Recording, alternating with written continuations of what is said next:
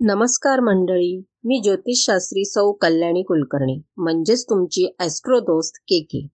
आपले स्वागत आहे नक्षत्र ज्योतिष या चॅनलवर. भविष्य सांगण्याआधी एक महत्त्वाची गोष्ट सांगू इच्छिते. प्रत्येक राशीच्या हजारो लाखो कुंडल्या असतात. म्हणून जरी राशी एक असली तरी प्रत्येक व्यक्तीची कुंडली वेगळी असते आणि त्यानुसार भविष्य देखील थोडंफार बदलते. म्हणून तुमची कुंडली दाखवून योग्य मार्गदर्शन मिळवा.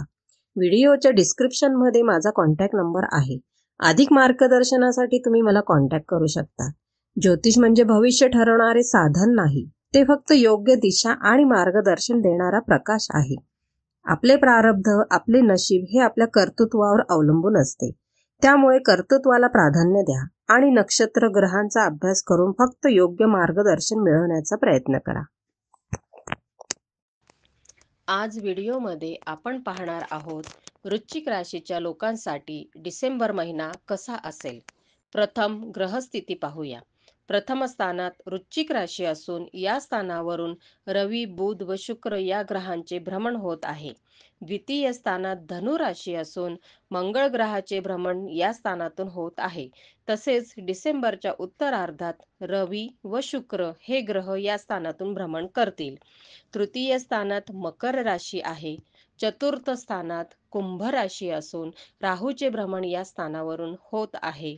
पंचम स्थानात मीन राशी असून शनी व नेपच्यून या ग्रहांचे भ्रमण या स्थानावरून होत आहे. षष्ठ स्थानात मेष राशी आहे.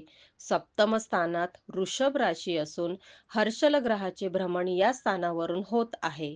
अष्टम स्थानात मिथुन राशीत गुरु ग्रहाचे भ्रमण होत आहे. नवम स्थानात कर्क राशी आहे.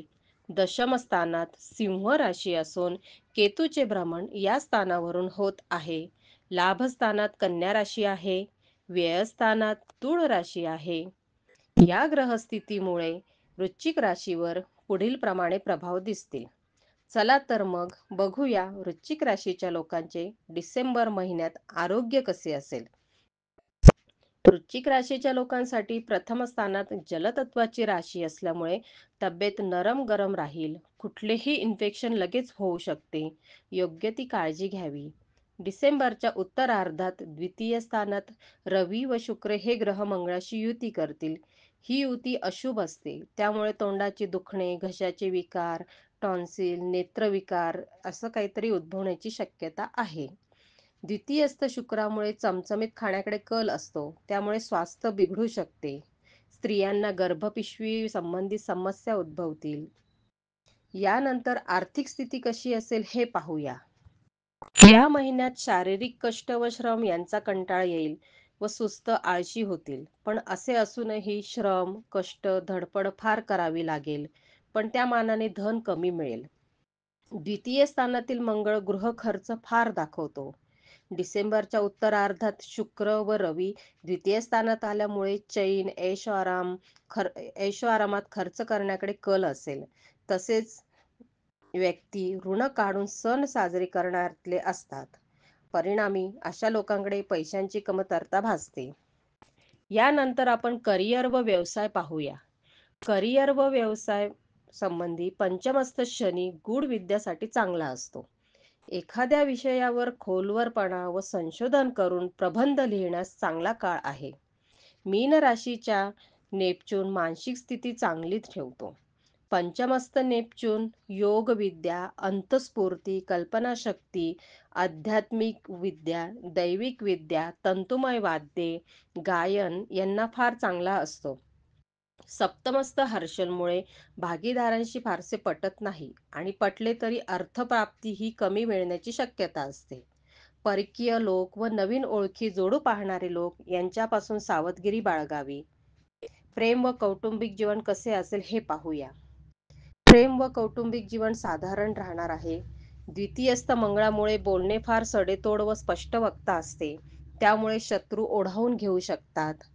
पंचमात शनी नेपच्यून युती असल्यामुळे प्रेमींसाठी मिश्र स्वरूपाचा काळ असेल. कारण नेपच्यून हा प्रेमविवाहासाठी, प्रेमींसाठी हा अनुकूल असतो, तर शनी हा प्रेम, प्रणय, शृंगार यांसाठी प्रतिकूल मानला गेलेला आहे. चला तर या लोकांसाठी शुभ रंग कुठला आहे तो पाहूया. शुभ रंग हा लाल आहे. तसेच शुभ अंक 9, 18, 27 हे आहे. त्याचप्रमाणे शुभ दिशा ही दक्षिण दिशा आहे.